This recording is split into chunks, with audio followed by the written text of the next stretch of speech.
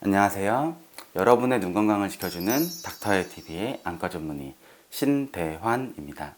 이제 노화는 더 이상 시니어만의 고민이 아닌데요.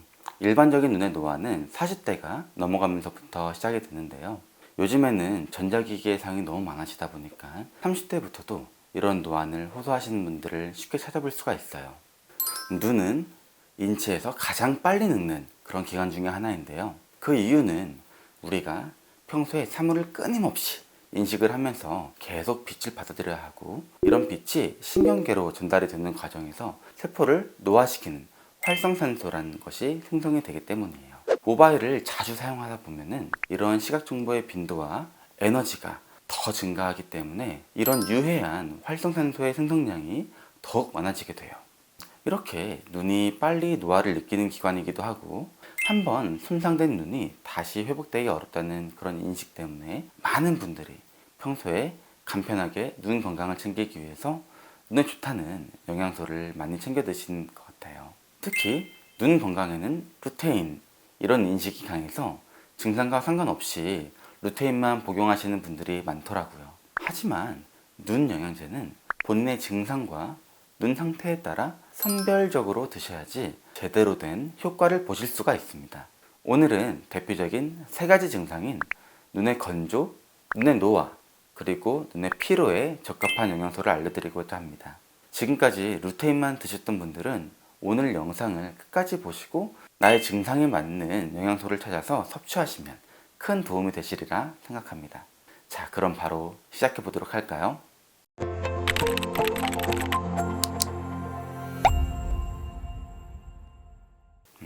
먼저 평소에 눈이 뻑뻑하고 이물감을 느끼는 경우가 많은데요. 이때 복용하면 좋은 대표적인 영양소는 바로 오메가3입니다. 오메가3는 알파 리놀렉 애시드, EPA, 그리고 DHA, 이 세 가지 지방산을 말하는데요. 우리가 음식으로 섭취해야 되는 필수 지방산입니다. ALA는 식물성으로 견과류에 풍부하고, EPA나 DHA는 동물성으로 등푸른산성 같은 이런 생선류에 풍부합니다. 오메가3는 다양한 신체 건강에 영향을 미친다고 알려져 있는데요. 눈에는 말붕샘의 기능장애, 그리고 안구건조증을 개선시킬 수가 있습니다. 눈이 침침하고 이물감이 느껴지고 뻑뻑한 증상이 있으신 분들, 이런 분들 중 대부분은 눈에 말붕샘이라고 하는 눈꺼풀의 기름샘의 분비 장애를 가지고 계신데요.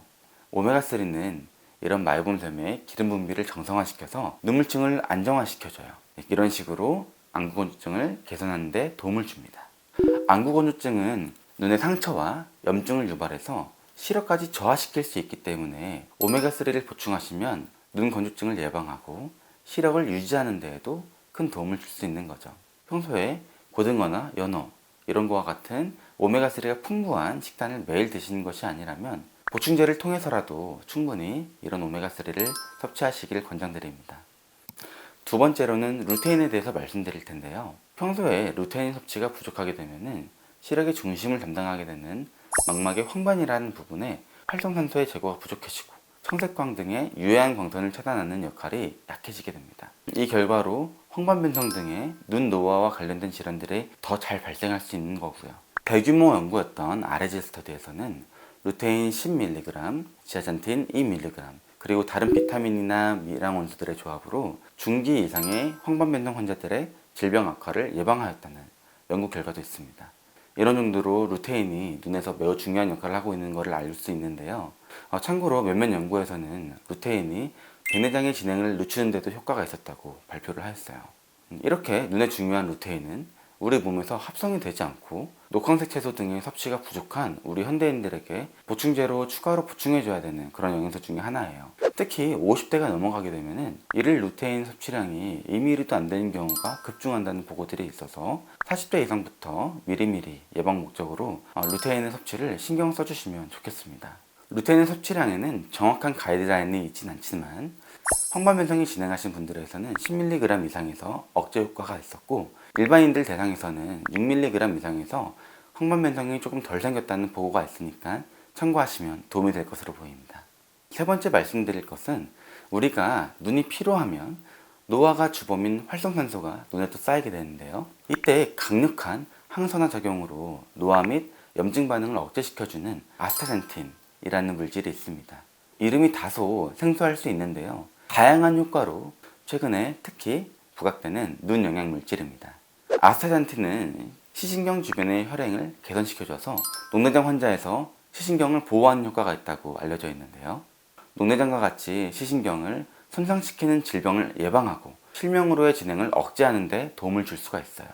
이 녹내장은 초기 증상이 거의 없어서 발견하기가 매우 어렵고요. 또 그렇다고 방치하면 시야가 점점 좁아지고 시력이 저하되고 심각한 경우에는 실명을 유발할 수도 있어요.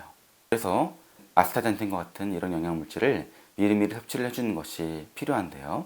특히 녹내장에 가족력이 있거나 또는 현재 녹내장으로 치료를 받고 계신 분들에게 더욱더 도움이 될 수 있을 것으로 보입니다. 추가로 아스타잔틴은 우리 수정체를 조절해주는 눈의 선모체라고 하는 근육이 있어요. 이 근육의 회복 탄력성을 증가시켜줘서 눈의 피로도를 낮추는 역할을 하기도 해요. 우리 현대인들은 컴퓨터나 스마트폰을 자주 사용하다 보니까 눈의 피로도가 매우 높거든요. 그래서 우리 같은 현대인들에게 더 큰 도움을 줄 수 있을 것으로 보입니다. 네, 오늘은 평소에 우리가 눈 건강을 지키기 위해 대표적인 3가지 안과 증상인 눈의 건조, 눈의 노화, 그리고 눈의 피로에 적합한 영양소에 대해서 알아봤는데요. 이런 증상들은 사실 따로 오기보다는 함께 복합적으로 찾아오는 경우가 많기 때문에 오늘 소개해드린 영양소들을 다 같이 섭취하시는 것을 더 추천드립니다. 평소에 눈에 도움이 되는 영양소를 꾸준히 챙기는 습관은 일상 속에서 가장 손쉽게 눈을 건강하게 유지할 수 있는 방법 중에 하나이기 때문에 충분한 식단과 더불어서 음식으로 부족할 수 있는 영양소를 영양제로 보충해 주시기를 권해드리고 싶습니다.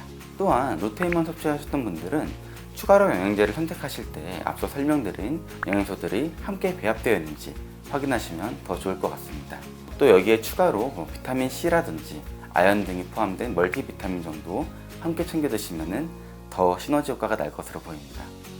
네, 오늘 내용은 여기서 마무리하고요. 구독과 좋아요, 알림 설정 하시면 제가 앞으로도 더욱더 좋은 건강정보 가지고 찾아뵐 수 있으니까 잊지 마시고요.